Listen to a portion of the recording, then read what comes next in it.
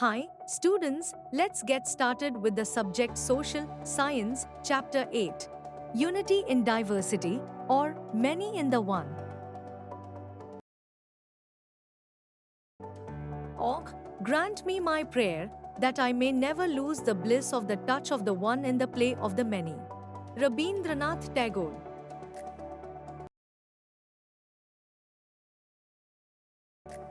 The principle of unity in diversity, which has always been normal to India, and its fulfillment the fundamental course of her being and its very nature, the many in the one, would place her on the sure foundation of her Svabhava and Swadharma. Sri Aurobindo.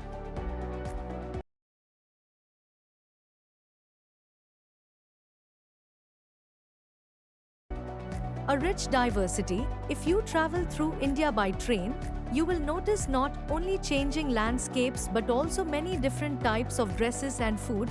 You will hear different languages, familiar and unfamiliar, and see different scripts on the way. Even within your own region, you will often come across people from other parts of India with different customs and traditions. This is India's rich diversity, and it is usually the first thing that strikes visitors to our country. With over 1.4 billion inhabitants, about 18% of the world's population, such diversity is not surprising. In the late 20th century,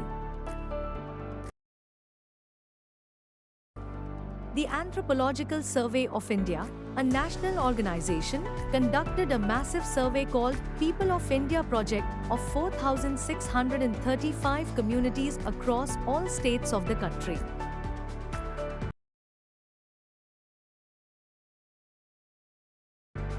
It counted 325 languages using 25 scripts. It also observed that many Indians may be called migrants in the sense of people not living near their birthplace or with their original community.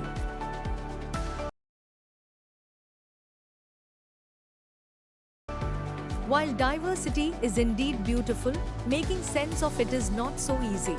Over a century ago, the British historian Vincent Smith wondered how, in the face of such bewildering diversity, can a history of India be written?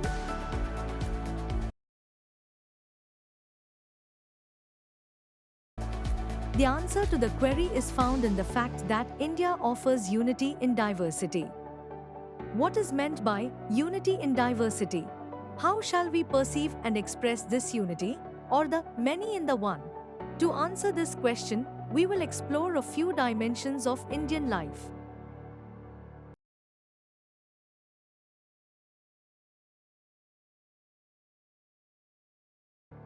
Food for all. Some of you will have eaten food from different regions of India. The number of different dishes and preparations you can taste in India must be in their thousands, if not lakhs.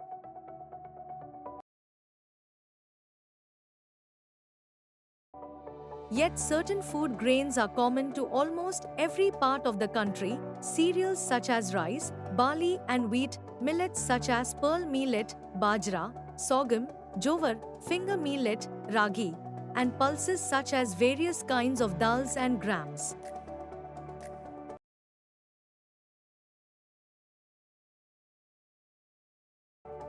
All these are called staple grains because they are the basic food for most Indians. Fig. 8.1 on page 127. Similarly, some common spices such as turmeric, cumin, cardamom and ginger are also used throughout the country. We could continue this list with some common vegetables, common oils, etc. So we see how the same ingredients, unity, can be used in a number of combinations, diversity, to prepare an endless variety of dishes.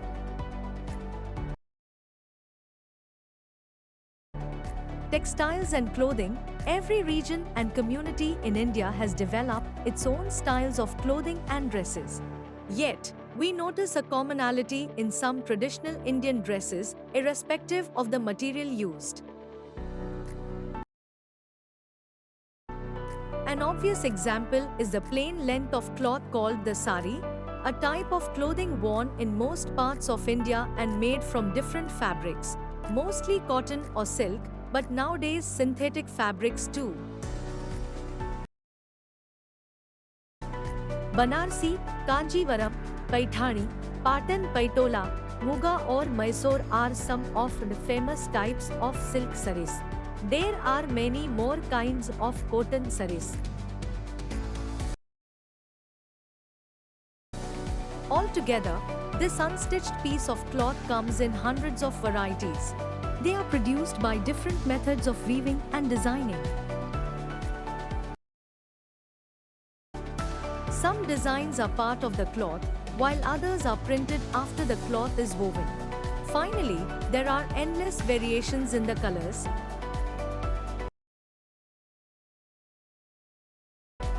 which are produced from many kinds of pigments.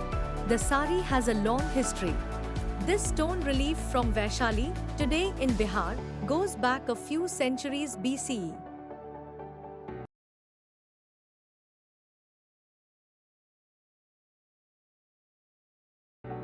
For a very long time, India produced the finest cotton in the world and Indian textiles were exported as far away as Europe. One beautiful type of printed cotton called chins became so popular in 17th century.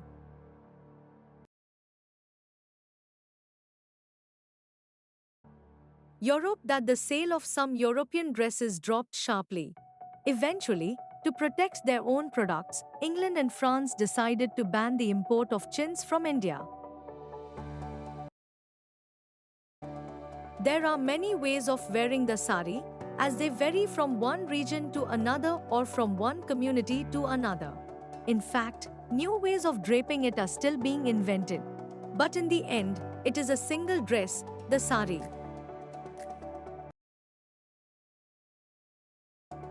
In past centuries, several travelers to India marveled at its simplicity, economy, and the diverse ways in which it is worn. In addition, women often put the sari to many uses beyond that of a dress. The 6 pictures in Fig. 8.4 above illustrate a few such creative uses. Festivals galore. There is an immense variety of festivals in India. You may have noticed that a few common ones are celebrated across India almost at the same time, though they have different names.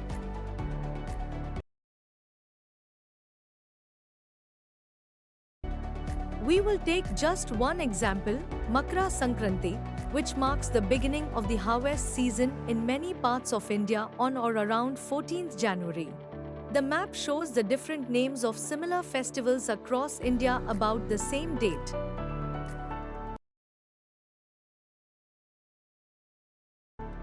An epic spread, literature offers us another fine illustration of unity in diversity. Indian literatures are extremely diverse and among the most abundant in the world.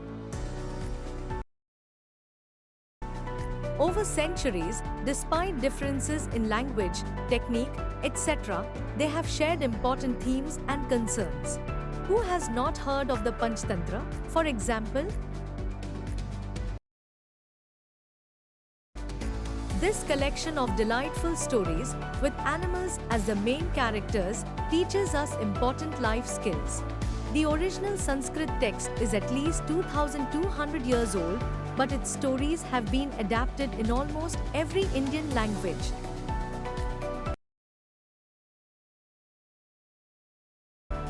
In fact, they have traveled well beyond India, all the way to Southeast Asia, the Arab world and Europe, inspiring new collections of stories on the way.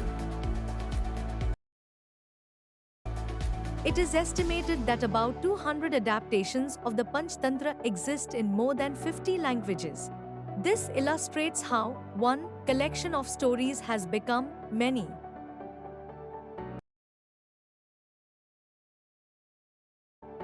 The most striking case, however, is that of India's 2 epics, the Ramaya and the Mahabharata.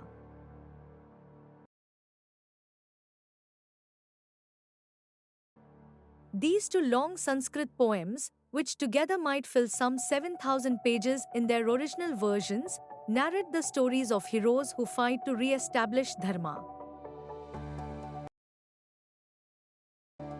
In the Mahabharata, the Pandavas, with Kiha's help, fight their own cousins, the Kauravas, to recover their kingdom.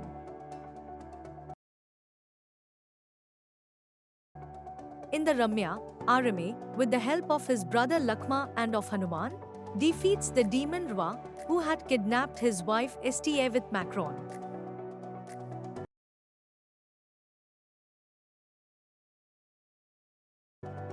These stories contain many shorter ones that focus on values and constantly ask questions about what is right and what is wrong. For more than 2 millenniums, these two epics have been translated or adapted into regional literatures in India and beyond. In addition, there are countless folk versions of them. A few years ago, a scholar conducted a survey in Tamil Nadu alone and counted about 100 versions of the Mahabharata that have come down to us in folklore forms. Imagine what the number might be for the whole of India. In fact, many communities have their own versions of the Ramya and the Mahabharata. They have also preserved legends connecting their own history with these epics.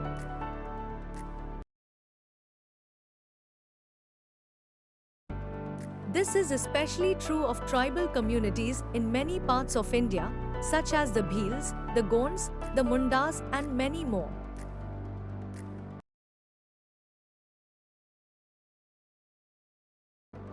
Most tribes of India's northeast and Himalayan regions, including Kashmir, have had their own version of one or the other of the two epics, or both.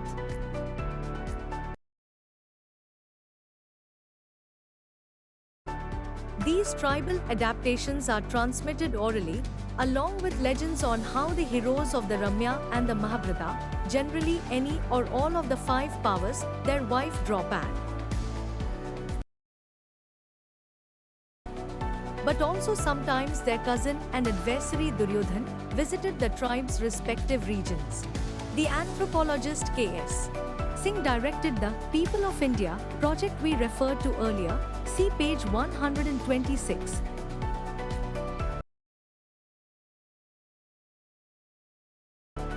In the case of the Mahabharata, he observed, there is hardly a place in the country which the epic heroes such as the Pandavas did not visit according to folklores.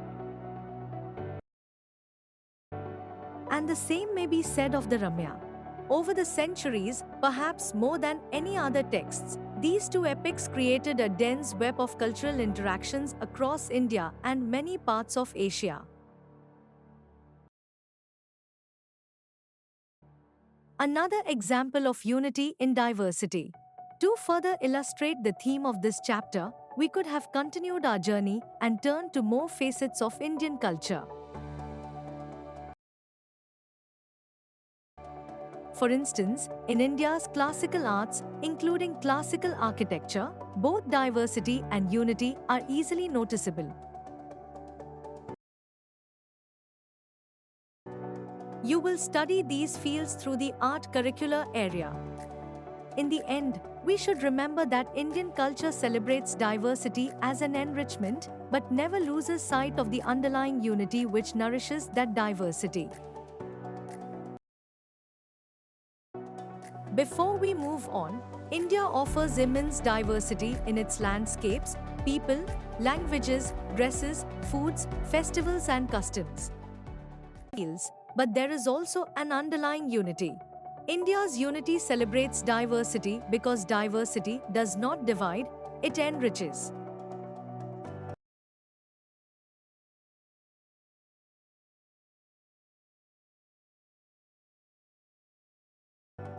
Thanks for watching.